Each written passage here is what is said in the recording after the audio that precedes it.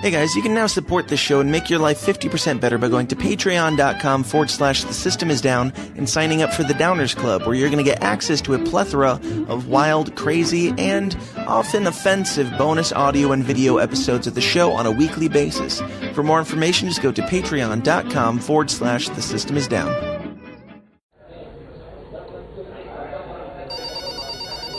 The following is a Goulash Media production. goulashmedia.net. Welcome to the System Is Down.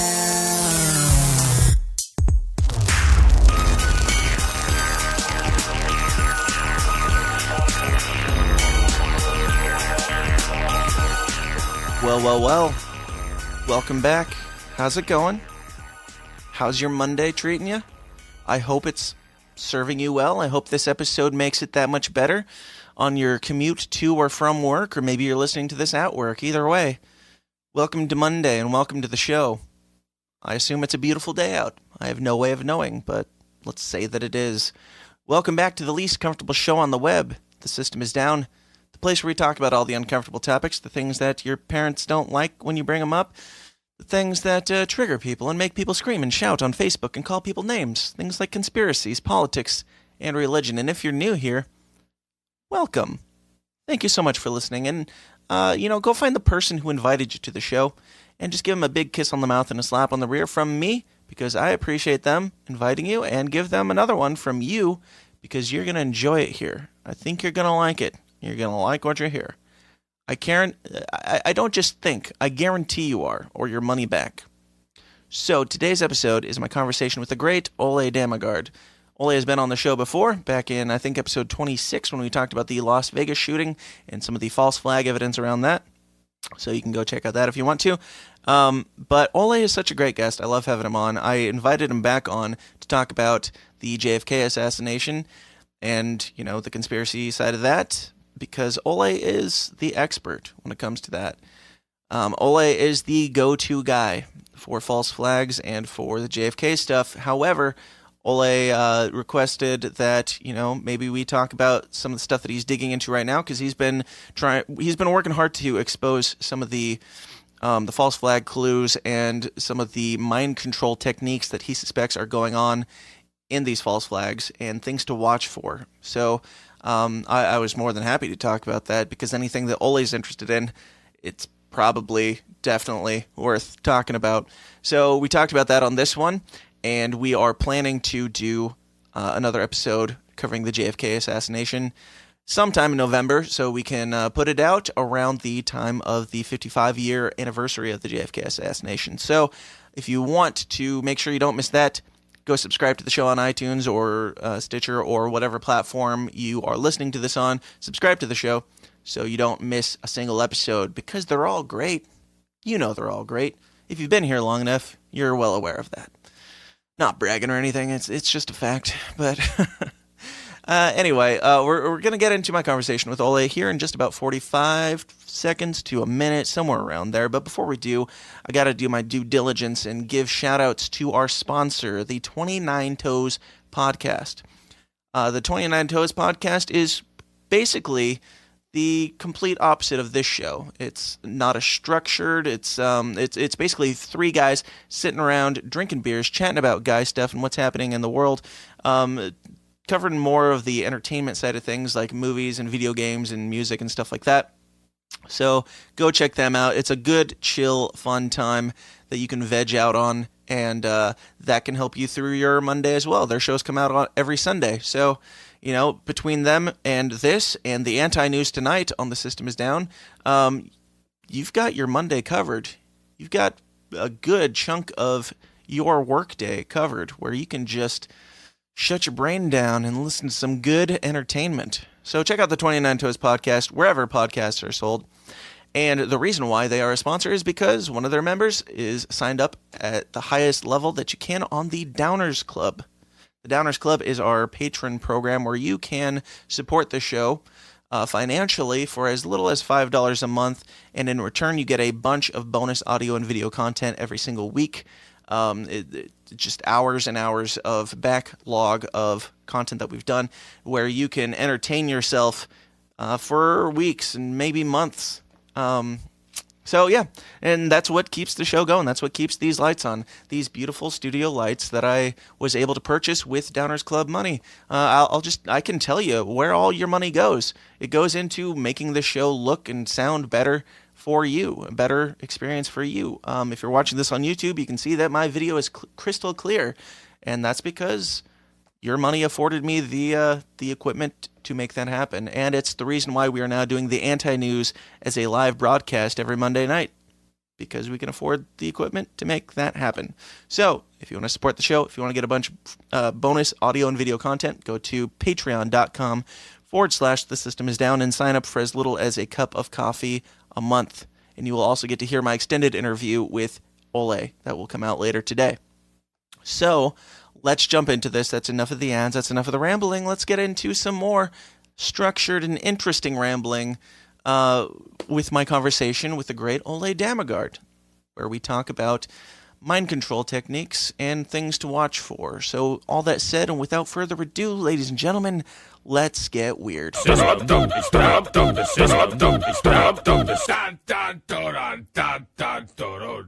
My guest today is truth seeker, code breaker, podcaster, author, public speaker, educator, and one of my favorite guests that I've had on the show, returning Ole Dammegard. Ole, how are you doing today, sir? I'm doing super good, thank you. And I would love if you don't use the word sir. How are you doing today, Ole? dude, bro, all of the sir. This sir thing, it really makes a gap between people. I think it's very polite. Sure. I really understand the politeness in it, but I also feel it makes a distance between people. Sure. And it's a military term as well. And my dad was a military guy, so I'm not too fond of that one. I totally understand, and I will keep that in mind and do my best. But so dude is fine, bro is fine, man, it's fine. Awesome. Well, Ole, we had you on the show. I don't remember the episode, but it was earlier on in the days of The System Is Down, and we talked about the Las Vegas shooting, and everybody loved that episode. And I've had multiple people ask me when we're going to get you back on, because it's all fascinating stuff that you've got going on in your life. And I reached out to you because I know that you're very learned in the JFK assassination and stuff behind that, and I intended to talk about that, but I hear that you've got some other fascinating things that you're digging into that I would like to put out there. And the 55-year anniversary of the JFK assassination is coming up in November, so maybe we'll have you back on for that. But Ole, what do you have going on right now in your life? How have things been? It's very intense. Like every time they do a false flag, people contact me from all over the world, and so I get buried in these operations all the time. But at the same time, it's really interesting because it's also getting much more personal, because more and more families of accused shooters and patsies and so on are contacting me asking for assistance. And it's a tricky one, because I'm like a one-man band with a little team around me who helps me with technical stuff, which is wonderful and so on. But when it gets into real cases, it's not so easy. Yet again, from my point of view, due to that I've been some 35 years down this road, it gets quite clear after a while how these operations are carried out. This is also why I've done between 500 and 1,000 interviews where I focused on many of the templates that are being used in assassinations, alleged terror attacks, false flag operations, and mass shootings, which they're very similar, these templates. Mm-hmm. And if we haven't gone through them, maybe we could do a show one of these days where I just go through the different ingredients, because once you start seeing how they're carried out, anyone with an open mind will start seeing them for themselves. And this is where I feel that that maybe I can help and assist in a better understanding of what's going on, because it's going on an incredible velocity, and it's just being amplified all the time, even though the qualities of these operations are going right down the drain. Really? There's such crap operations now, so it's which is, I think, is a good sign, because I believe that the people behind these operations are freaking out, because so many are starting to see how they're done. And once you see how simple they are, in the setup, it's like a no-brainer many times. Okay. Can you give us some examples of some of the stuff that's been going on that you think are false flags and the science for it? Oh God. I mean, there are so many. I had no idea when I got into this area. I truly believed in a lot of the things that I read, but now, since 2013, 14, something like that, I mean, they're countless. There's so many of them, and so few real events. I mean, and I've been going on location to more or less every single place in Europe where these alleged attacks have happened, with an undercover camera. I've sometimes been there while the operation is still ongoing. I've been in the US. I've been on many locations where these assassinations have been carried out. And so I've been really trying to do my homework. I've been trying not to jump to conclusion, but look at these things with an open mind, because the only thing that matters is what actually happened, who did it, who benefits, and what are they up to now. Because I'm not here to prove a point, I'm trying to find out what the hell is going down here. And so when I started, I had no idea that so many of these things were connected, but then over the years it's just like unreal, and it's come to a point where all roads lead to Rome, sort of. It's like the same octopus, but where you more or less, whatever area you dig into, it's like different tentacles of the same octopus, and this octopus leads you into the New World Order agenda, where the forces behind this agenda and the individuals involved in it, they have a very, very brutal way of dealing with problems. And in this case, assassination is one of the ultimate solutions when they terminate people, because they try to destroy them. It's quite messy with assassinations, so they try to avoid that.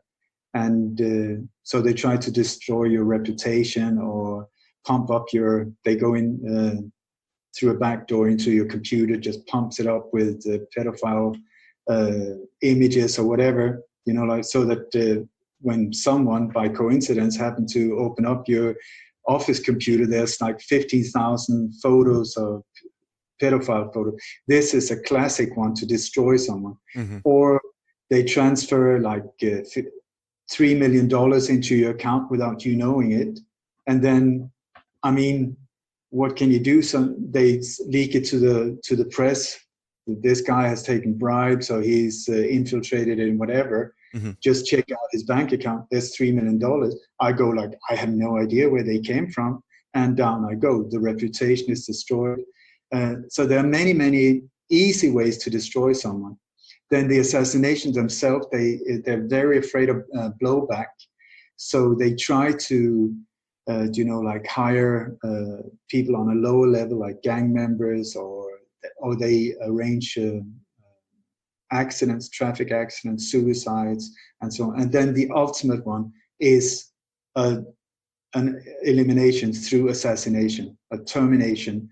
But that, like I say, it's the last one, because suddenly it gets tricky, because then you need the whole thing with a patsy, or you need you need to involve pros as well, which is the world of assassins is very small.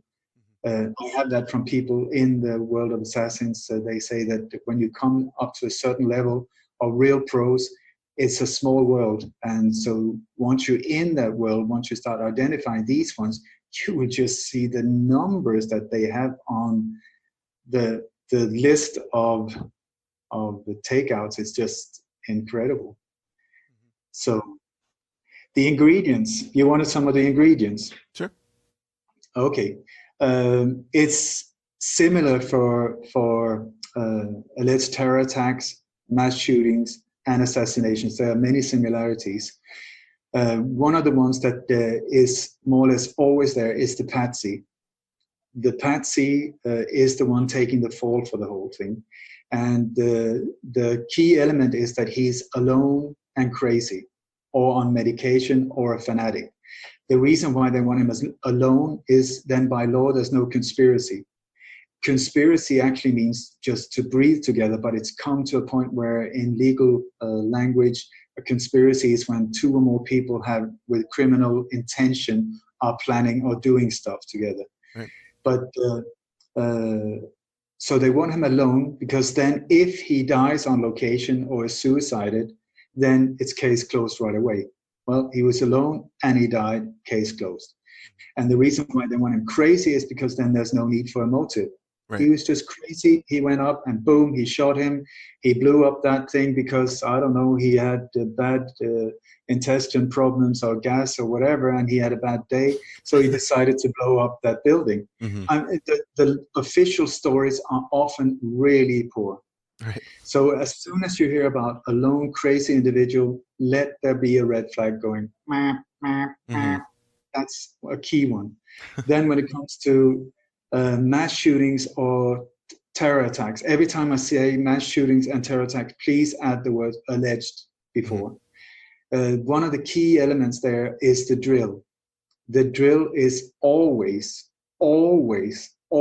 there before it goes down, but it could be up to several months before, and it could be in a location nearby, but within like driving distance, like 2-3 hours. But most of the time it's on location. And this is a wonderful, wonderful blessing for the rest of us, because they need to tell us on media, on the local newspapers, that tomorrow we're going to have a anti-mass shooting drill in your blah, blah, blah, blah, blah, and for your protection. So watch out, because something's coming. That is the wonderful thing, because that is a key indicator that something might go down. It's not every single time that a drill leads to a false flag operation, but every time there is a false flag operation in these settings, the drill has been there beforehand. So the reason for the drill is because they need to close off the area where this goes down. They need normal people like you and me to bugger off and stay away, because they do not want anyone to see what's going on. It's the same with all kinds of criminality. They can only work in the dark, in the shadows, where they cannot be seen. But here they have to step out of their comfort zone, and so they arrange for a drill. So the drill is also there to get vehicles in positions, cameras in positions, crisis actors in positions, explosives, smoke bombs, also the marketing agencies that are involved in these things with product placement and logos, the whole thing that follows part of the PSYOP, because it's most of the time it's a multiple, or sort of like a how do you say, more than a one-step rocket. There's several things going on at the same time. So they have these marketing agencies also, where with the product placement, to make sure that their product is right in the center of images. Like half of the image of news footage is like the McDonald's sign, or they call it the Waffle House shooting, the McDonald's shooting, the Starbucks shooting, because it's like, that is how marketing works. You just repeat the word, boom, boom, boom. And especially if you go emotional, this is why you have insurance companies. Granddad is walking his old dog, old gaffer or whatever it's called, with his grandchildren, and there's a sunset in the background, and he's sitting patting the dog, planning for his own funeral. And in come the security, the insurance of your dreams, how to prepare for your next step. They go emotional. You have the violence in the background, these type of things. And here as well, when it comes to product placement, that is the perfect option. You scare the living bejesus out of people, so they go like this, and emotional. Oh my God, women, children, are you kidding me? Teenagers shot again. You're totally open emotionally. You don't think at all, and boom, Coca-Cola. Or you got like McDonald's. But it's in the background, but it's not subtle. I tell you, once you start looking at it, check it out. For instance, you had the 7/7 bombings. There were 3 subway stations and a bus maybe it was 4 subway stations, and a bus blown up in London, in the middle of London. And the drill, there was an ongoing drill with 1,500 people involved, ongoing, that went live from being a drill with the exact scenario, and then right in the middle, it went live. The drill. And it was to such an extent that even police officers that were part of the drill, who thought that it was a drill, when one of the subway stations blew up, they were standing outside, people were coming out, there was smoke everywhere, blood, and people were crawling out, and the police was like, oh my God, it's so realistic. It almost looks real. Right. So they didn't even help the people because they thought it was a drill. Right. And you got Peter Power from one of these security companies that totally in the whole thing. They even had several months before this. There's this program on BBC, very very top level program called Panorama, and they were going through the whole thing as a possible future scenario. All of it right in your face, down to the details. And then boom, it went live later on with the same key players involved. Mm-hmm. So there's no subtle things here. It's in your face. But anyway, when the bomb blew up, the bus, when it said that blew up, it blew up right in front of the Tavistock Institute, which is key when it comes to how to manipulate the masses and our psychology, how to direct it and play around with it. It has been around for many, many, many years, and it's really, really focused in twisting our minds in whatever direction they want. Well, it was right outside their office, and also right outside or underneath the office of ICTS, an Israeli company that is responsible for all the CCTV cameras for more or less all the international airports, bus stations, train stations, subway stations, and so on, where these alleged terror attacks have happened. Same company, again and again and again. So it was right outside. I mean, I'm talking like 20 feet from their office, outside the window. This bus blew up, bomb. And what was on the side of the bus? On one side, it said "Terror, Pure Brilliance." It was like for a film movie ad. On the other side, there was this massive banner of an explosion, no text, and a Coca-Cola bottle right in the middle of it. Wow. Meaning that millions of people would look at these images, not seeing what was going on, but your subconscious is aware and just sucks it in. Oh my God, I'm feeling thirsty. Let's go for a Coca-Cola.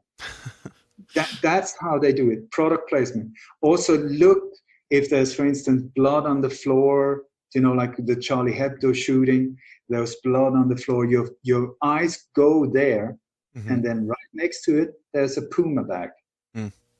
That's how they do it. They just suck you in, and boom, there it is.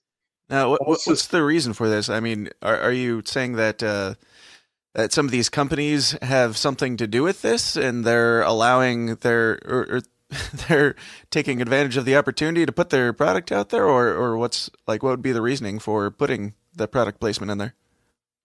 Totally in on it. Totally being part of financing it. It's a marketing process. These staged events are there to sell fear. That's the whole idea with so many of these shootings. It's fear they pump out through global media. So that is the product. And then you have, because it's through the fear that they can get us to accept their solution. It's the old Roman template, problem, reaction, solution. They, the ones in power, secretly create a problem, a bomb, a mass shooting, a virus scare, a financial crash, something like that. They secretly create it to get the reaction from us, an emotional just, oh my God, we need protection. And so they want us to go emotional. That's why they hit women and children, teenagers in high schools. No old guys, no tractors, no cows out in the countryside. There are never any of these hits or hospices. No, it's daycare centers, sometimes nuns. And if there are men involved, they're like a vicar or preacher, especially in Catholic churches and so on. Emotional, that's the one they want. So, and then this emotional reaction to get us to turn towards the ones we think are there to protect us, not understanding that it's actually them who are doing it to us, saying, please, please, help us, help us. And they, who created the whole mess, will then say, well, the only way we can help you in this horrible situation, with this horrible problem is, and boom, in comes the solution. And the solution every single time is the same. It's more and more militarized power, more and more robocops, the police, driving around in tanks soon with all kinds of high science fiction type of weaponry against normal people. CCTVs, body scanners, backscatters, satellite surveillance, you name it. I mean, if you're asking, please, we need help for homeless people, we can't feed them, the old folks are dying, in their diapers, schools really needs, it's very sorry, no money for that. If you want another 4,000 CCTV cameras or satellite surveillance systems or iris scanner recognition, facial, whatever type of crap that will put you in this digital prison, money is there. Here you go. Let's have 8 of them and 4 of them and whatever, just hand it out.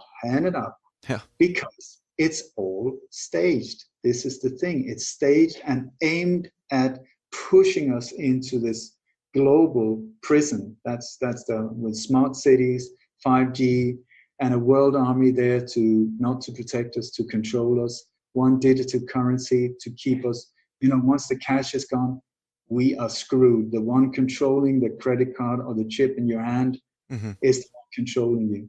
Right. And so, anyway, so there's also what they use the drill for also is for rehearsal, because they need to rehearse and make sure everything is working the way it should, that nobody messes up, especially these crisis actors. I mean, they are the worst of the worst.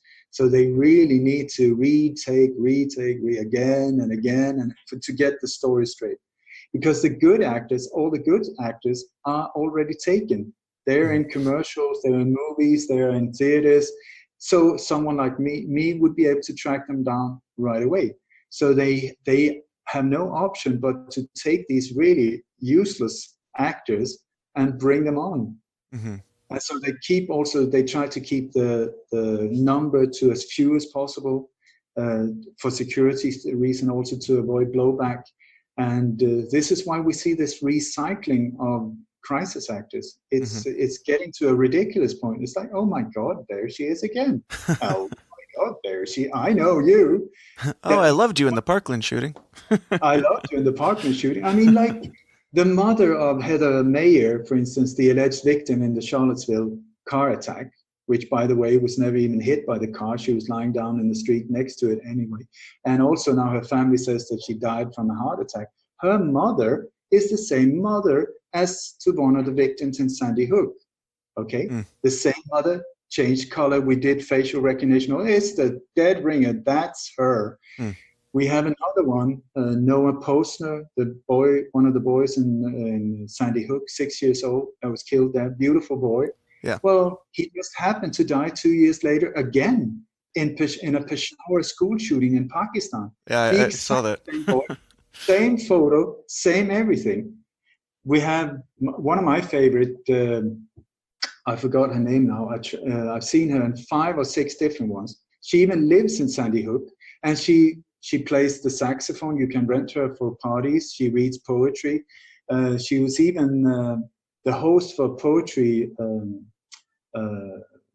competition last year. Unfortunately, I couldn't go there because otherwise I would just have, confronted her there and then. Right. It's so in your face. The same parent is part of the SWAT team walking around holding the gun upside down. They don't know what they're doing. And so and also you got this duping delight thing going on a lot. Duping delight is a psychological phenomenon, especially by people with a certain mindset, a little to the psychopath part where when they feel that they manipulate you, when they know that they're lying, they can't stop smiling. The body will smile. Mm-hmm. And so you have all of these crisis actors or these relatives to victims or whatever that are standing, oh, ISIS chopped the head of my father. And you see that it's like this. Mm-hmm. It was awesome. There was intestines everywhere, blood everywhere, and the smile is there. Mm-hmm. So one dead giveaway, or one method I use is just turn down the volume so I don't get distracted by the words. Watch the face, and it's like, okay, here's another one. Right. There's another one. And then, I mean, many times we're looking at people. I mean, I used to be a journalist. I was on crime scenes, accidents. I've seen people in shock. You know, like if something has just happened, there are different ways. My experience is that either they're dead pale and sweaty, Mm-hmm. and they don't say a lot.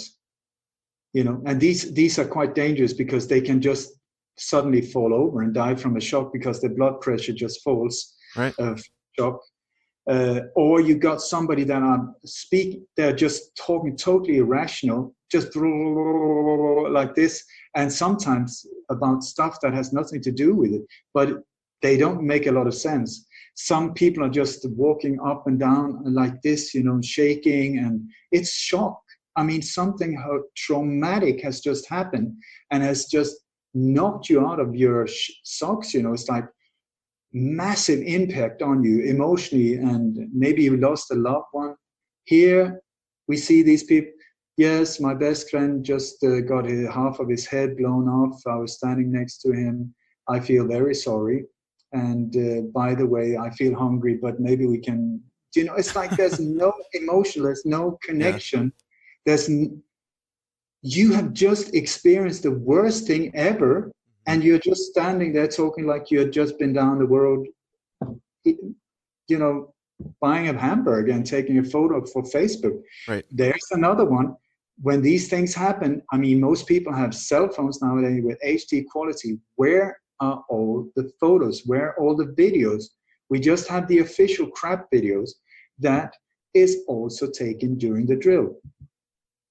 During the drill, they make sure that very good photographers take HD quality photos, especially in the big operation, so that you have these horrific images of terror, because that is the whole reason for this event to go down, is for these images that they can then spread out so that we go, oh my God, that's absolutely horrible. And in comes the solution. And we will just applaud and say, thank you, bring it on, more tanks in the streets, please. I feel so happy now when you are there putting all of these invisible chains on me. Please bring it on, baby. And that's how the game is played. Mm-hmm. So also you have news footage that is being shot during the drills. And then when it goes live, then it's a mix of the footage from the drill, often with live footage from location. So sometimes for a geek like me, I always check the sky and the shadows, you know, because like if it was taken like 3 o'clock in the afternoon, right, for instance, shadows are totally different than 10 o'clock a.m. And so sometimes when you put the images next to each other, you will just see the shadows go whoop, whoop, whoop, whoop, whoop, whoop, and you know, okay, thank you, there's another one, thank you for that. Or you will see the clouds in the background. There's a massive cloud, and suddenly it's gone. And then it's back again. How come? Right. Because they've split the footage, and they most of the time the photographers are Getty Images, Associated Press, or Reuters, and Reuters and Associated Press are Rothschild owned, and Getty Images, there's a lot of things around that whole thing with the Getty's museum and bizarre stuff that is also connected to the same.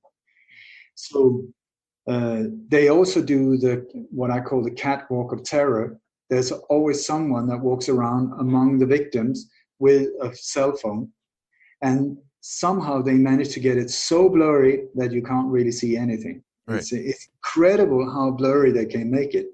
because they do not want you to recognize anyone. You will also see it's like civilians sitting next to victims, but most of them with their back towards the camera, and the victims are lying there. You will see they're doing CPR, fantastic. Sometimes two people are doing CPR to the same person, one on the shoulder, another one on the hip. I don't know if you know where the location of the heart is, but right. It's not there. I can tell you that one. Mm-hmm. Sometimes it's even like half bodies, where we saw that in Las Vegas, we saw it in Nice, we saw it at the Bataclan mass shooting, where people are doing CPR. And I identified two of these events where you can even hear the sound of a doll, a CPR doll. And I put the footage next to each other. I've done that on different presentations because you can buy these CPR dolls where you like the Red Cross type thing here. Yeah. And the sound from them is like, when you do it, that is not the sound when you do it on a normal person. I would assume not. No. No, because if I did it on you, you would not sound right. So when that sound is there, that is another dead giveaway that something is going on here. And then when you zoom in these blurry videos, which is very difficult, you suddenly see, oh my God, there's no legs. Mm-hmm. And so we're back to why on earth would anyone have half a body there, do CPR on it? Yeah. Or you have, like in England, at the so-called beheading of Lee Rigby, a soldier in Woolwich, absolute crap operation, where it's said that this guy had his head chopped off. Well, there is a guy there. You can't see his head on or off at all. But also the people standing around, they're totally calm.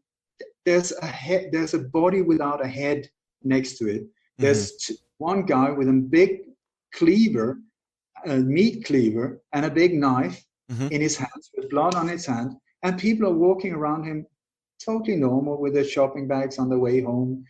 Is this a normal behavior? You have to look at these things as well. And also I was a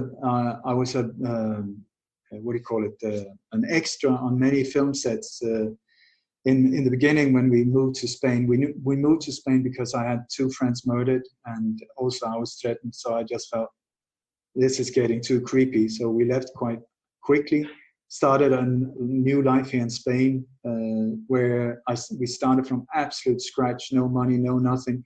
And so I was doing everything I could to provide for my family. And one of the ways was that there was this film company, a Scandinavian film company on Mallorca, this little tiny island, and they were looking for people with Scandinavian features, because there were Scandinavian companies and German companies that came down, did commercial movies and stuff. So I was perfect, and I was so keen to get this job. So I was doing everything I could as well to learn as much as possible about the whole film industry, the lighting, the cable, to get a job, because I was desperate. Right. So I learned a lot. When you're an extra, you sit in the background. Your job is they put a point where they call them cue markers. They put a sort of like an X on the road here, and they say this is point A, and they put an X over there. That's point B. When we call background action, you start walking from point A to point B. When we say cut, you go back to point A to point B. And the next time we scream background action, you start walking and don't look into the camera. That was my job. I was really good at walking from point A to point B. Yeah. I could chew chewing gum at the same time. But the thing is that the reason they do these things, and they have these cue markers, is because of continuity, whatever it's called. Continuity. So that continuity, because if they need to cut from different angles or cuts, the beginning is good, but the ending is bad, you will have the same person walk from there to there in the background. They can't have you suddenly jump over there. Right, yeah. This is where they cannot control the clouds I'm talking about before, that just suddenly jumps over there. And so the cue markers is another dead giveaway, where you start looking for, if you know what to look for, you will see, for instance, at the Charlie Hebdo, they were running from the terrorists were running from cue marker A to B to C and back to the car.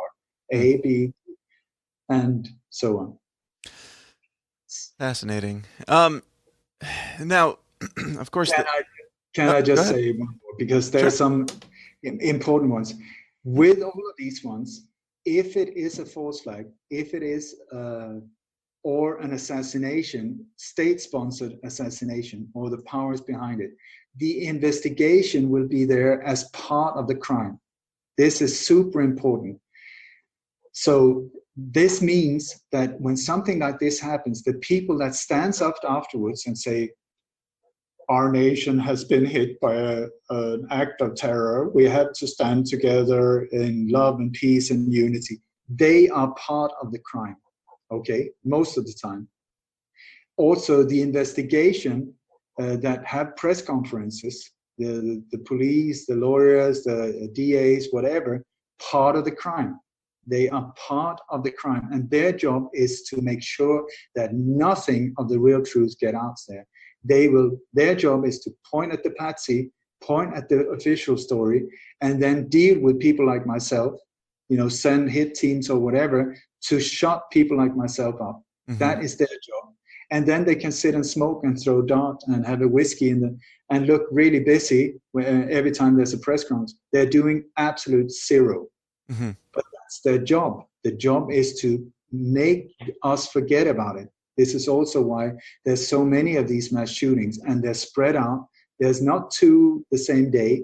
They spread them out. So it's like one on a Monday, right, then one on a Thursday in a different state, and then it's down there, and then it's up there, and then it's down there, and then it's to distract us and keep us in constant fear, like boom, boom, boom, boom, right, boom.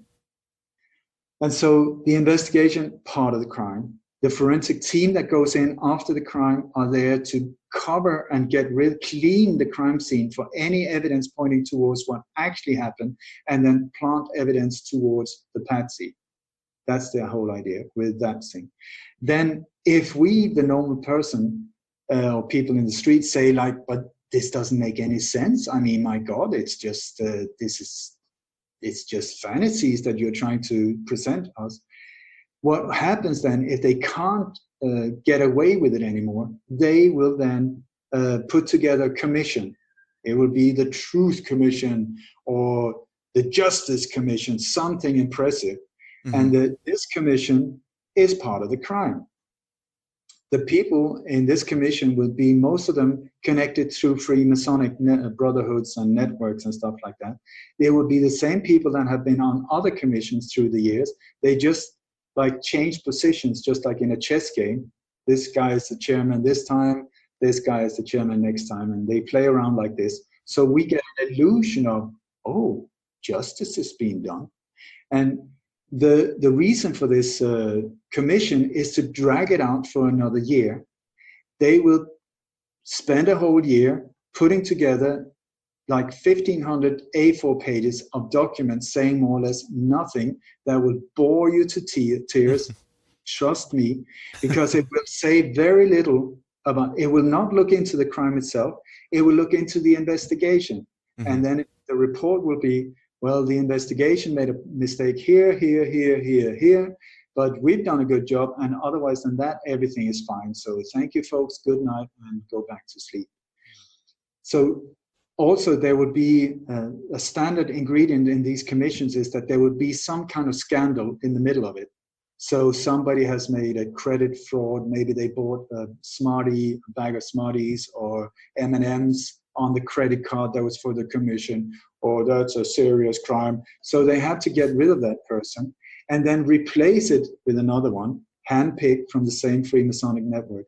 And so the new one, they will say, well, we're 3 months down the line now, so it will take at least a month or so for us to tell this new person all the things that we have not done.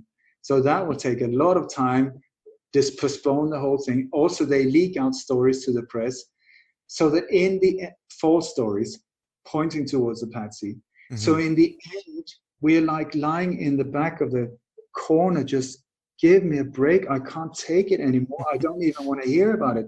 And that's case closed for them. Just let it ebb out, And then if we don't give up with that, they just put another commission there. After the assassination of Olof Palme, the Swedish Prime Minister, we've had four commissions that are looking into the fourth is looking into the third is looking into the second is looking into the first, and all of them are saying, and now people don't care. I mean, I read the book, it's 1,000 pages, so detailed about this assassination. All the people involved, all the photos, names, how it was carried out, multiple shooters, getaway cars. Anyone interested? I don't think so. Right. Hey, Dan Smots here. I'm taking a second to interrupt myself talking to talk about myself because, I don't get paid a penny for the hours and hours that I put into creating this show for you guys in your greedy little ears, and I've got a family to feed. To make that happen, I run my own media business called Goulash Media. If you have a need in anything from video production to graphic design to audio production and beyond, you can get it all for a painfully fair price at Goulash Media. In video, I do weddings, music videos, commercials, pageants, plays, etc., etc., etc. For design, I do photo editing, album art, logos, branding, business cards, merchandise, you name it. For audio, I do engineering, production, editing, jingles, and, well, podcasts. So if you've got a media need of any kind, or if you'd just like to give a little something back and help keep my children fed, check out all the endless options at my website, goulashmedia.net. That's goulash, Goulash, media.net, where we cater to the little guy with the big vision. Okay. Now, do you, I mean, we covered, in our forum, we covered like the suspicious stuff that was going on around the Parkland shooting and stuff like that. And of course, you get pushback for, for being insensitive and that type of thing. Do you have concern that you could be wrong and you're being insensitive to somebody who just lost a loved one? For sure. That's a constant worry, because sometimes they're totally staged events. Only with crisis actors, especially from the Boston bombing and forward. Some of these events, like the Boston one, not a real victim whatsoever. Sandy Hook, not a real victim whatsoever. But sometimes I feel that there's like a hybrid, what I call a hybrid of a staged event and real victims. Like, for instance, the Las Vegas mass shooting, very, very confusing. Multi-layered, I would say multiple operations going on at the same time, also for the reason of confusion, so that it would point in all different directions. So many times, I haven't been on location, for instance, when these things happen. So every single time I step forward and I say something, I really take a risk of hurting someone. Right. But I try to, when I'm in doubt, I try to say I am in doubt. And also my intention, the last thing I want to do is hurt anyone. At the same time, since the official authorities are doing zero, what are we supposed to do? Someone needs to look into this. I would love to have a cold beer and kick back and play music, and instead of having to do this all the time. This is not my job. The police should do this, the military should do this, the authorities, the government, if they were who they say they are. If they were doing what they're supposed to do, there would be nothing for me to do. I would just sit in the background and say, that is fantastic, they're doing a great job, they're so experienced, they're looking for the truth, they're finding the guilty one of the crime. Super duper. Bob's your uncle. Let's celebrate. But now, it's so upside down. The whole thing is just hijacked to an extent that I had no idea about when I started out on this strange trip of mine. I don't know what to call it. But I just want to jump back to this hybrid of cases. Sure.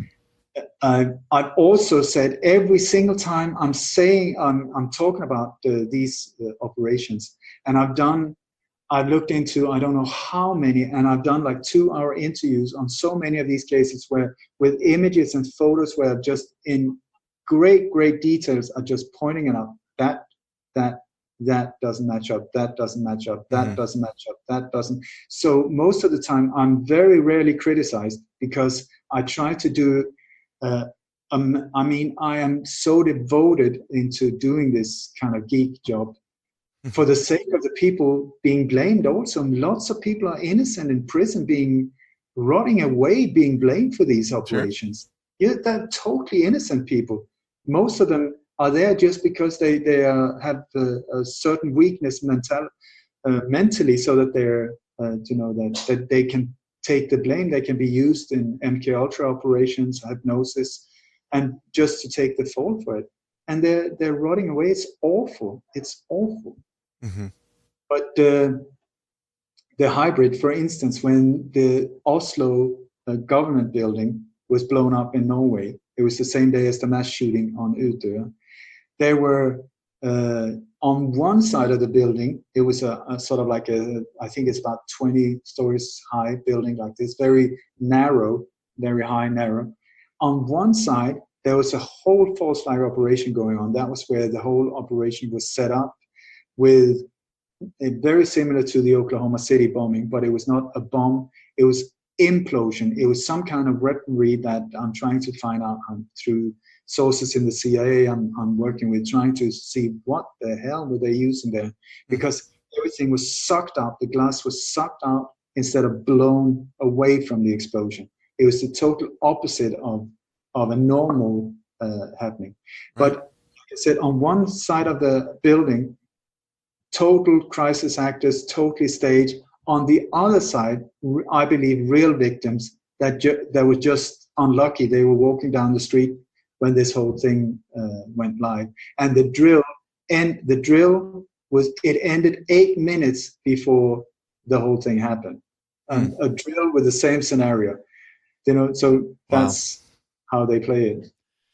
Yeah, what's their, I mean, you would think that they would be, that they wouldn't do it quite that close. I mean, what would be the reasoning for them doing the drill 8 minutes before the actual event occurred? Just for convenience of having crisis actors there, or what? Because they have no respect for us, and I can't blame them. I mean, if you look at it, how have we been behaving? Absolute brain dead, if you ask me. I mean, they carried out the same scenario, the same theme, over and over and over and over and over and over. I'm stuck here, and over and over, and still we're buying it. I mean, it's like sometimes I feel like my brain is melting, because it's like, how many times do people like myself and other researchers need to spell it out, show exactly how it was carried out, and then it happens 2 days later and people say, that is shocking. It's happened again. I don't know. So I think that they have very little respect for us, and that because they can do what they used to be able to do whatever they want. I mean, look at 9/11, look at all of these things. They're still around, the people that carried it out. No, they're not. Nobody is serving time for it. I mean, a lot of people have been identified, inside job. Boom, you were in. So, but nobody's serving time. We're still walking around playing with our iPhones and happy days, even though we're talking mass murder, and that these people are there in the background controlling our lives. I would suggest would be a good idea to sort of wake up, smell the coffee, and see what's going on. Who carried it out? Instead of being so focused on arguing, for instance, when 9/11, how was it done? Say that, okay, it was done, but who did it and why, and what are they up to now? Because these players are still around big time and pushing this brutal death machine that is just being forced on top of us, and we're still like, yeah, but X Factor and yeah, but I think it was mini nukes, but I think it was controlled demolition. Well, I think it was directed energy weapon. I tell you, I can more or less guarantee you what it was. It was a combination of the whole shebang. They used everything to get these buildings down. They could not fail. I mean, could you imagine, like, boom, and then half the tower just got stuck, or like this, and then we get into the building and find explosives everywhere, and mini nukes and nanotechnology inside, it's a no-no. When you pull something like that up, you have to make sure to succeed. That's why you heard multiple explosions before the so-called planes hit them. Then the planes, then even afterwards, the explosions were there, boom, boom, boom, boom, boom, boom, boom, boom, boom. And when they went down, and mini nukes and directed energy weapons. Otherwise, how could they be dustified? What else, what type of technology can dustify steel, concrete, but will leave paper and aluminum and rubber? It's Farmer Brown logic. Something very strange went down. And this technology is now being used in all of these California fires, where directed energy weapons are the ones lighting this whole crap. Really? And with latest, you go to Lockheed Martin's homepage, and they're bragging about the technology. And we're like, how could it happen? How is it possible? Well, study, read, learn, and it's in your face. What do you mean by they're bragging about the technology? What are they saying? Go to Lockheed Martin's website and check it out. It was even on Fox News like a week before the California fires. They were showing here, this new laser technology is here. We can hit 5 different mobile drones at the same time. They can burn holes straight through the engine block of a car, stop it midway. It's totally silent. You cannot hear it. You cannot see it. There's no need for ammo. As long as it's charged, it can just go on. You can start fires. You can start all of these things, all in the name of security. It's a fantastic weapon to be used against the enemy. But who is the enemy? That's the question. And I believe that we, the normal people, are the enemies to these dark forces. Yeah. So you're saying that the California fires were on purpose. Can you expand on that a little bit? Like what's the reasoning behind that? It's not only California. It's in Greece. It's in Portugal. It's in Sweden. Let me see other areas at the moment. Certain areas in China. What they do, it's all in Agenda 21. How to depopulate certain areas, push people into the cities where they can be controlled, get the whole highway system so that it's focused on transporting people between the main cities. That is the whole thing. They want people in the city areas, so-called smart cities. That's the idea, where everything is digitalized, everything can be controlled digitally, and so on, where everything, your toilet, your fridge, your everything will coordinate and work together with your pacemaker, whatever will be connected to this grid. And through 5G, which is a very horrendous militarized technology, very, very different to 2G, 3G, 4G. It's a whole new ball game. And once we get in there, boy, terrifying. I've heard a couple of people talk briefly on the 5G theory. Oh, God. Could you give a rundown of that? Do you want to hear about just briefly? I mean, there's so many different areas that we could go. So you choose. Okay, so the fires, you'll see what happens is that first these areas are being chemtrailed heavily for months. So they go super dry. And also there's so much aluminum on the ground, in the grass, everything, which makes it super easy to light. Then you have, mostly at nighttime, these fires are ignited, and you can see film footage where you suddenly see like there's a light beam coming from above, boom, boom. But you have to go frame by frame to see it. You will see that the fires are laser-like. The precision is laser-like. It's like it can go right through half a building, and the other half of the building is untouched. It's like chopped like this.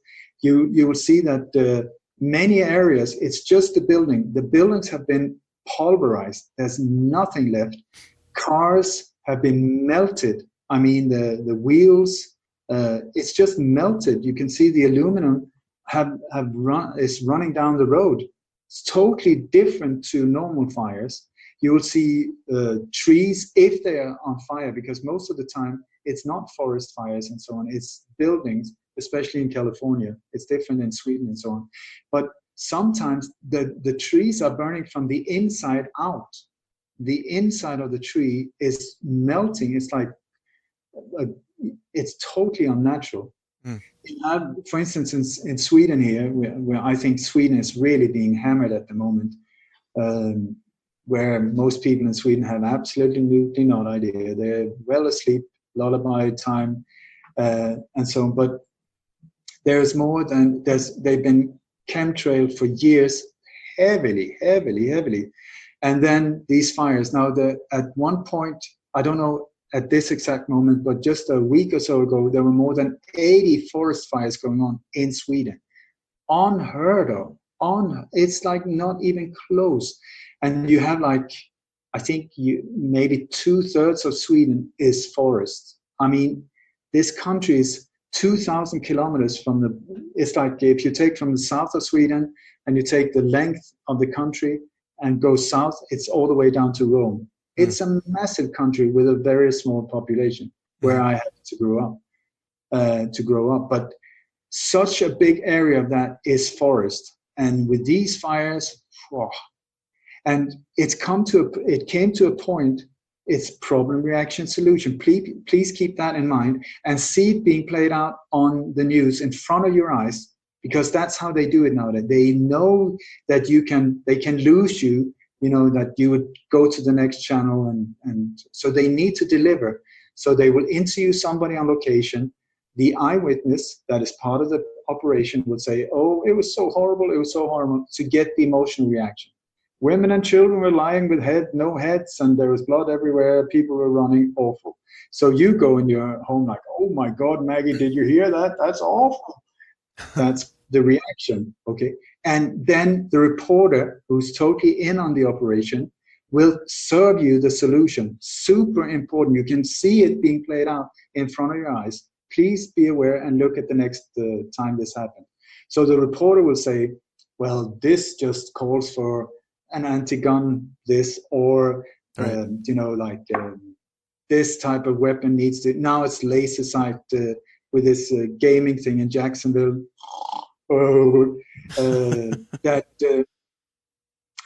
Now I think they're going to aim at laser sights as well. That was why he was using laser sights. That's to use it, and then also they're saying, "Oh, now this whole gaming industry is being so big. Now we need more securities, like in arenas or theaters. In come the body scanners and backscatters. They want them in on arena and then on train stations.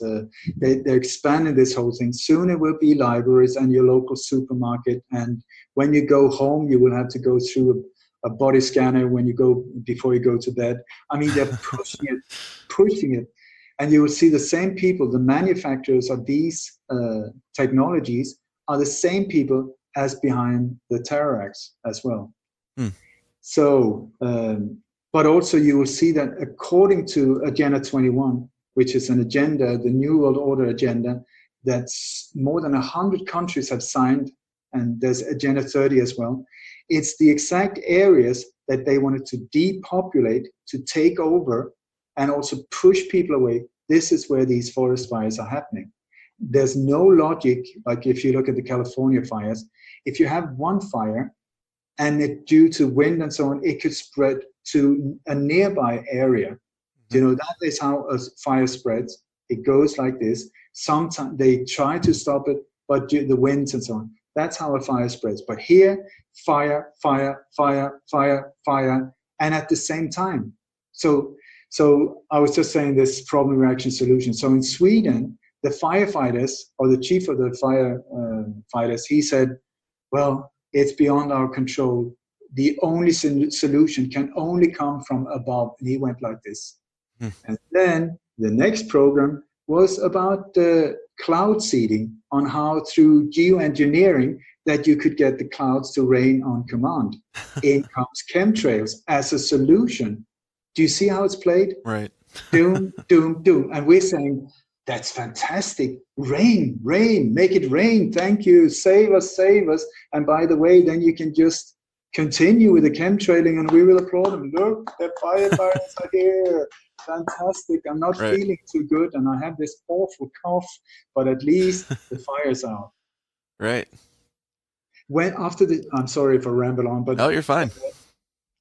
After the Charlie Hebdo shooting, I mean, we have two brothers, Palestinian, they say with Palestinian background, that got pissed off and went into this newspaper edition and shot all of these people. That's the official story.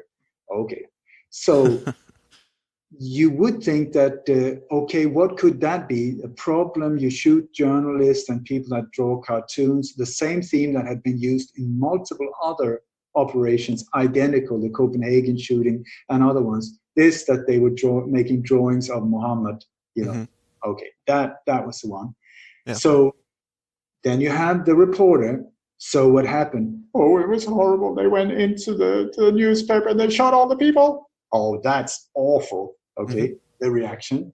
And then the reporter said, well, that just shows that we need more airport security. What had anything in Paris got to do with airport security? Right. You go to the airport in Paris now, I've been there. It's unreal, the level. I even spoke to the head of security. He was so proud. He showed us all of these cameras, millions and millions spent on that security. I ask you also, how many so-called terrorists have they arrested thanks to this technology? Right. Number is very close to zero. But they need more. And another one, the mass shooting in Norway, where almost 60 young kids are said to have been killed by this guy that dressed like a police officer. They left him alone for 1 hour on this island, walking around, just killing them for 1 hour because they couldn't get. It's incredible. I've done a presentation called "When Terror Struck Norway."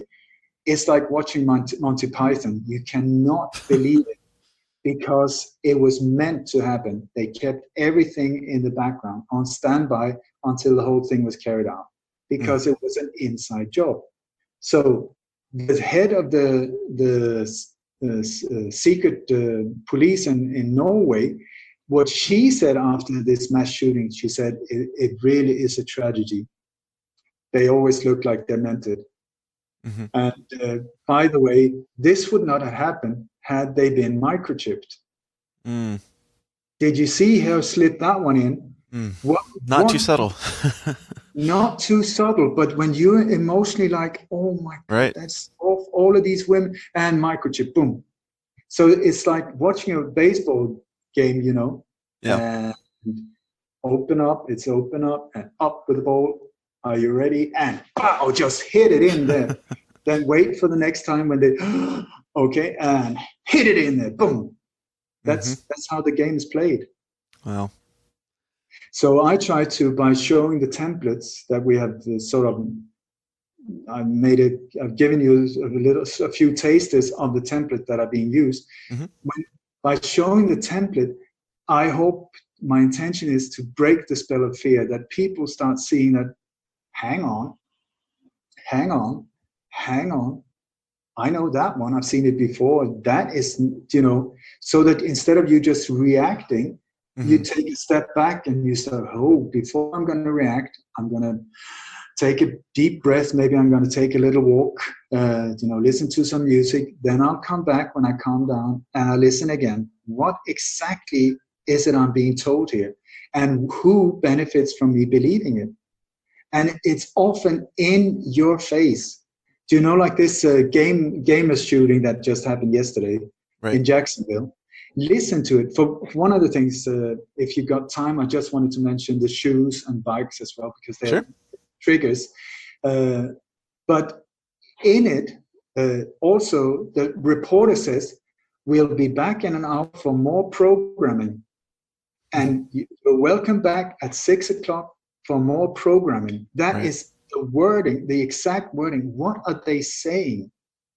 They're saying exactly what's going on. Sometimes, like in the San Bernardino shooting, they were talking about actors inside the car. The actor is still in the car. They're saying it, but we are in this spell, this sort of like that most people don't hear it. Yeah. And it's always almost like they're throwing it at us. Wake up now. Yeah, but wake up now. But what about now? Right. Okay, so the shoes Yeah. and bicycles. For many years, I've been looking into these alleged attacks. I've been, like I said, on location, shit scary many times, police, military everywhere. Very scary, especially when you start understanding that they're actually the ones who carried it out, not the patsy.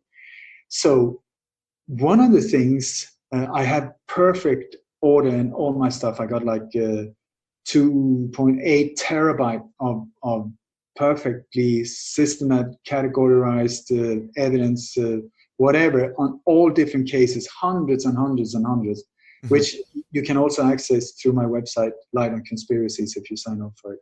Anyway, so over the years, I started bumping into trainers, especially Nike trainers, that just were lying around. And it's like, I don't get it. You know, if somebody's shooting at you with an AR-15, would you sit down first, take off your shoes, and then run? Right.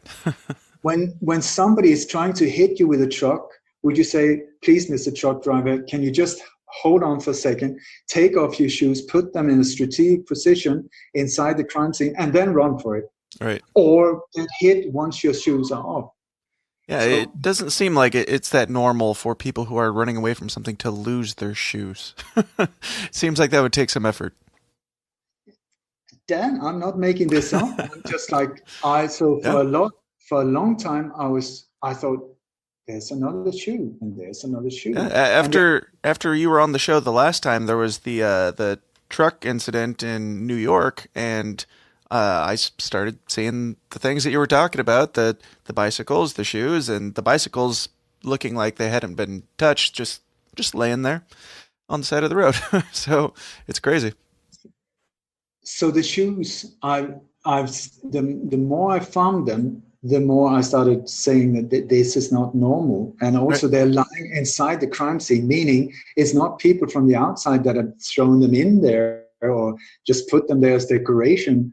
Absolutely not. If they're inside a cordon off area where police are, you cannot contaminate a crime scene. That is major, so they must be there for a reason. And so I had a folder called shoes, and I just kept finding all of these and put them there. And then I was contacted by an insider one time that said, I was talking for years about them. I thought they were there sort of like as a business card for people in the know, because it's sort of like this invisible communication that can be done through symbolism. Sure. For people, the same how you can sit on an island in Bahamas, in South Africa, New York, whatever, and just by, if you know what signs to look for, our operation, that is our guy, and so on. So one guy contacted me and said, these shoes are not just business cards, they're also Freemasonic symbols, because in the Freemasonic rituals, and also there are other cultures as well, but especially in the Freemasonic rituals, one shoe off means that this person is doing it voluntarily. Also, they often pull up one trouser leg. Two shoes off means that this person, that is homage for the sacred space where the ritual is carried out, because they see these things as rituals. It's very connected into Freemasonic, satanic, Zionistic, very bizarre areas where you get into once you start following these. So there were also the color coding of these operations, doing the exact same thing. Our operation, so in the US, you will have deep purple is the current color for the last few years. In Europe, it's more to a more magenta type of color. But in the US, you will see the hero with a very deep purple T-shirt on, or pants, or the hair of the girl standing next to the witness being interviewed, or the tie of the person at the press conference, the color code. So back to the issue. So I started finding out more and more, and then I started seeing that these shoes have been used at least from the Holocaust and onwards. It was in the Holocaust, I think, the first time when shoes were being used as this image of horror. You saw these big mountains of shoes of people killed in the death camps.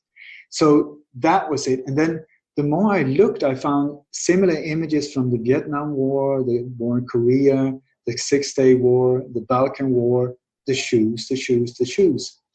And then in all of these mass shootings, I mean, the shoes are all over, and it's almost always Nike shoes. So here comes, that is a bit of we were talking about different companies. Nike, big time. Ask Nike, what the hell are you up to? And also, when it comes to brands, Toyota, you show me one image of ISIS or one filmed clip with ISIS and there's a vehicle in it, it would be a Toyota. I swear to you, it would be a Toyota. And anyway, so good question to ask Toyota. Why the hell are you doing this if ISIS is the biggest threat ever to the human race? And somebody did it. They heard my show. They contacted Toyota and asked, what are you up to? Toyota said, no, we never sold a car to ISIS, but we have sold a lot to the US State Department, the exact vehicles that then ends up with ISIS. Meaning, and it's not a breaking news thing, ISIS, it's a absolutely controlled, created boogeyman by the US, by the Israeli, funded by Saudi, because they need an outer enemy to do bad stuff so that they can protect us. Anyway, so the shoes.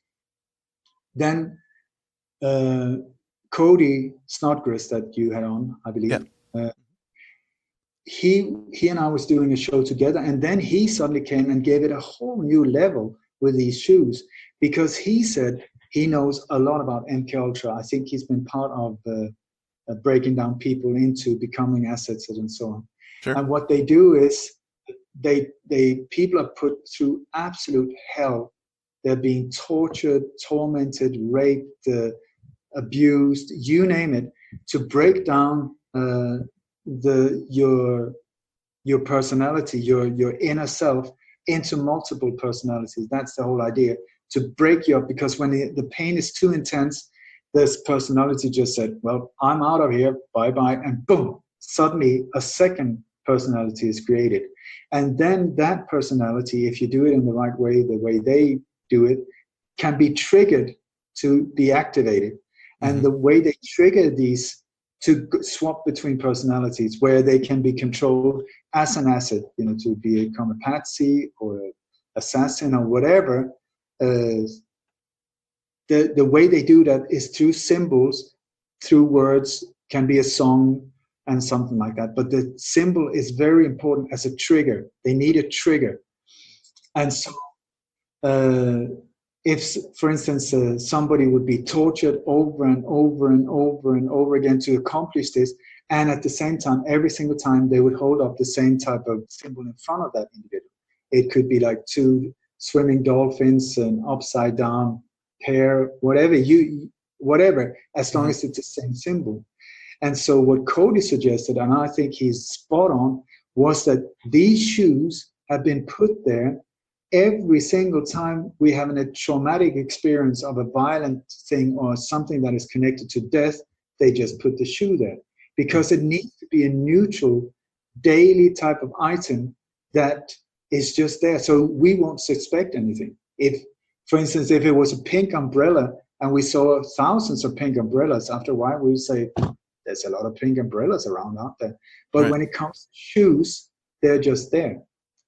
So he thinks that the shoe is a global mind control trigger for mass control, a fear mass control, where the shoe is the one doing it. And now when you see, I've seen so many examples now, for instance, shooting outside a nightclub in Baltimore, and the only photo is of a Nike trainer. Drive-by shooting by gangs. The only image, not from the crime scene, nothing else, the shoe. The Las Vegas shooting in the New York Times, a trainer and some blood. It's just all over the place. Charlottesville filled with shoes, the Columbine mass shooting, and also when you go into other areas, many of these, and you can just do like a Google image search. I've done many interviews like that, so just search for the soulless shoes of death, or the shoe of death. Mm-hmm. These presentations, you will see, I have like PowerPoints I go through. It's incredible. I think I'm up to 38 different countries where exact similar images have been used. And it's been used, from mass shootings to alleged terror attacks to wars, but also virus scares. If you write conspiracy theory, the image first that comes up is a dog with a shoe in his mouth. Many different weird criminal cases where the shoes are in the background. Yeah. Suicides in Australia, in New Zealand, the Golden Gate suicides in San Francisco. There are these symbols of thousands of shoes. The whole anti-gun thing now is outside the Capitol, 14,000 shoes being there. The Iraq War, the shoes there in cemeteries with the obelisk in the background, very subtle. Right. But gang rape, domestic violence, missing people, rape victims, all kinds of things. Also, these radioactive things, global warming, the different hurricanes. Every time there's one of these hurricanes, boom, the shoe is there. Boom, the shoe is there. 9/11, and so on. So I would suggest the shoe is not there by coincidence. It is there as a trigger, so that the next time you see something, boom, the shoe is there. Also, Cody says that if there's something violent, blood, or most of us look the other way, and then our eyes will look at something else more neutral. Boom, there's the shoe. So you get a double hit, like boom, boom. Mm-hmm. And when you wake up in the morning, what is one of the first things you put on? The shoes. So you get back into the fear mode. But it's not only the shoes, but it can also be the lack of shoes. For instance, at the Texas church shooting, they said that the guy that ran out and jumped into a stranger's car and they chased the shooter down and he killed him, hero. Mm-hmm. He ran out bare feet. They put such emphasis on this bare feet thing. Mm-hmm. Recently, there was this bridge collapse in Italy, not totally blown up, surgically precision, just like the I-85 in Georgia, totally sabotage thing. What was in the news? People came running off the bridge bare feet. You have Why? Why were they on the bridge bare feet? Why would you leave your shoes when you're trying to? Right. I mean, I walk bare feet most of the time, but most people don't. Right. They look like tender feet, like it's like they're not very good at running on gravel or whatever. Mm-hmm. They would keep the shoes on. Yeah. You have now the recent Jacksonville shooting. What has it said? One of the people that escaped, he was so desperate that he ran without his shoes. They mentioned the shoes. Mm-hmm. CNN, when they interviewed victims at the Las Vegas, eyewitnesses, and so what happened to you? And this guy says, well, I lost my shoe. And the cameraman goes down, film the foot without the shoe. Who cares about shoes? Right. There's mass murder around the corner. Who cares if you lost a shoe? But it's there to trigger. It's there to trigger. So the more of us that have become aware of these shoes, and I have bombarded it out there, it seems like now it's a transition because they're trying to avoid the shoes because it's becoming too obvious. So now what they did is they transcended, or they did a transition into bicycles, because that's another neutral thing. So now, just like you mentioned in Manhattan, the bicycles. In the Nice truck attack, bicycles. In the the recent one, the car attack at the Parliament in London, 12 bicycles, and then you see like CNN footage, BBC footage, RT footage, different angles. You will see the journalist is standing there talking, or you see police car in the background, and bicycles. Okay, that is not uncommon in central London. There are bicycles, but they're standing inside a corner of area, and you will see it's the same people on the bicycles. So the same guy in the background, and then on CNN, same guy, and same guy. You have to start seeing these things to become aware of them. And so these the bicycles, you have very recently George Bush Sr.'s heart surgeon is said to have been killed in a drive-by shooting. So how did that happen? Well, he was on his bicycle. And the shooter was on a bicycle as well, the perfect getaway vehicle. Right. So he even turned around, followed him, shot him dead from the bicycle, and then left on the bicycle. The bicycles. So do you think that the bicycles are just like a new trigger type thing, like the shoes were, or what? Yeah, they first they only needed the shoes. Then we're becoming aware of it. And that is, I think it's a massive breakthrough because it's on a global scale. In so many different countries, they've been able to use this for decades. Now we're becoming aware, saying, hang on, instead of fear, these shoes are starting to make people laugh. I'm getting emails from all over the place and people are laughing. Another shoe. I get them from all over the place. You know, alleged air crashes and airplane crashes and train crashes. What's there? A shoe right in the middle. A bombing here, yes, and a Nike trainer. It's like it's becoming a joke. Right. So it doesn't work anymore. So I think due to this, they're trying to persuade us but they can't do it sort of like, if they just start with bicycles, it won't have the effect because our subconscious mind, if you just see a bicycle, it's like, yeah, that's nice. But so you need to have a transition period where you have gruesome violence, shoes that will trigger it, and in the background a bicycle, and in the background and now you have from all of these alleged stabbings in the UK, and so the photographers. I used to work as a photographer as well for newspapers. I mean, if I'm sent to a crime scene and I come home with photos of a bicycle. Okay, if the killer was on the bicycle, if it had anything to do with a crime, fair enough. But here, it's just bicycles. They're just bicycles. Yeah. So be aware of them and see how often they occur. It's ridiculous, absolutely ridiculous. Yeah, that's a lot. That's a lot to take in. And you've been more than generous with your time and everything, and I find it all very fascinating. Would you be willing to do a little bit of bonus? Because I want to touch on the 5G stuff, but I want to do it for maybe our patrons who subscribe to the show, if you're willing. 10 minutes. 10 minutes. Sounds good. All right. Well, Ole, thank you so much for being here. It's been absolutely wonderful, as it always is, and you're always welcome on the show. Go ahead and tell everybody where they can find out all the information about you and your podcast, everything that you got going on. People can find me on Light on Conspiracies, plural, lightonconspiracies.com.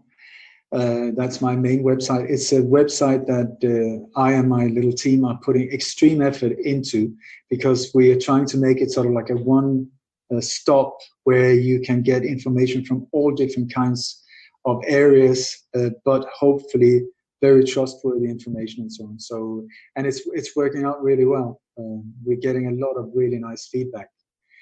And also I'm doing 3 to 5 interviews per week. So all of them are being put up there as well. I've got my membership area with lots of special stuff in there. I got a newsletter, which is one of the ways also that I can finance myself. Because when you do this type of stuff, if you're a pedophile and an abuser and totally corrupt and manipulated and are just following orders, you will be paid lots of money.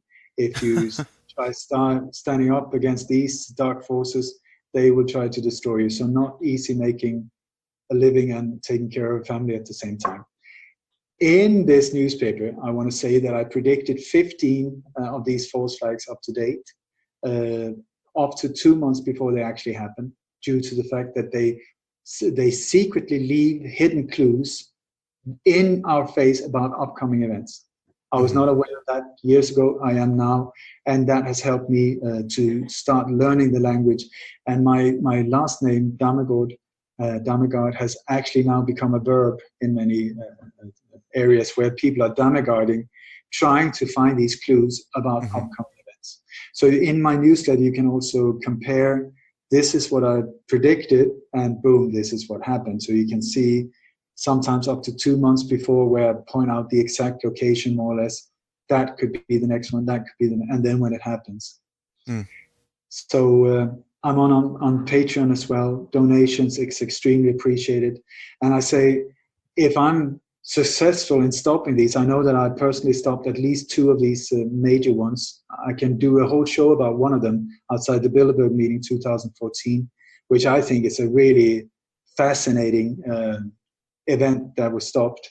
If you ever want to do, we could do a whole show about that one. Absolutely. But if you want this madness to stop, then please support researchers that you respect, support people that you feel are making a difference, because most of us are on our knees. We're just, it's not easy, especially if you want to try and be on location as well. Right. So please back whoever you respect. Let your money talk in that respect, and whoever gets it, fantastic. If anything comes to me, I'm extremely grateful. I'm also on Patreon, and I do a weekly, almost a daily, I call them daylights, Ole's daylights, where I go through what is currently going on, but also I try to empower people. I was given the Peace Prize in Prague 2016, and so on. My focus is not just to dig around in all this black crap, but to find a solution. My focus is peace, harmony, compassion, balance, equality for everyone. And so I do everything I can to lift people in these daylights as well. And I do between 4 and 7 per week. So that's on Patreon as well. So with that said, I try also to show that even if you're just one man or one person, you can make a difference. I'm just a hillbilly, out of nowhere with no background, no financing, no nothing. But I know that I've reached millions. So it's worth it. Yeah, and I applaud you for all the work that you do. Far more than I have done or probably ever will do. But Ole, great work. Keep up the great work. And thank you so much for coming on the show again, and look forward to having you again soon. Thank you so much. Hey guys, thanks for sticking around to the end. I hope you enjoyed my conversation with the great Ole Dammegard as much as I did, and always do and always will, I suspect, because Ole is a great guest. He's very gracious with his time. He's a very busy guy, but he always makes the time to be on this show and give you guys more time than he even signs up for, because he's just got all this knowledge going through his brain. He's just trying to get it out there. He's just a fascinating individual, and I love picking his brain, and I'm very much looking forward to having him on again. Like I said at the beginning of the show, we're going to be doing another episode soon on the JFK assassination. That is sure to be one that is fascinating, that you're not going to want to miss. And to keep from missing it, go subscribe to the show on iTunes or Stitcher or whatever your podcast feed, whatever platform you're on. Go subscribe to the show. And if you are on Apple Music or iTunes or whatever you want to call it, be sure to leave us a nice review, a nice 5-star review, so other people know what they're getting into with this show. It's a free way to help get this show into more eyes and ears. Anyway, and if you would like the extended interview that I did with Ole, where we got into some of the 5G stuff, I know he said, when I asked him in the interview if he could give us some extra time, He said 10 minutes. You should know that it's more than 10 minutes because once Ole starts talking, man, the stuff just flows. And we ended up getting into the 5G stuff. We talked about Donald Trump and, some of the Q conspiracy stuff where Q is saying that Donald Trump is kind of the savior to all, but Ole doesn't seem to agree with that. I don't know where I stand on it, but I trust Ole more than I do some anonymous source at the moment. So, go check that out at the Downers Club.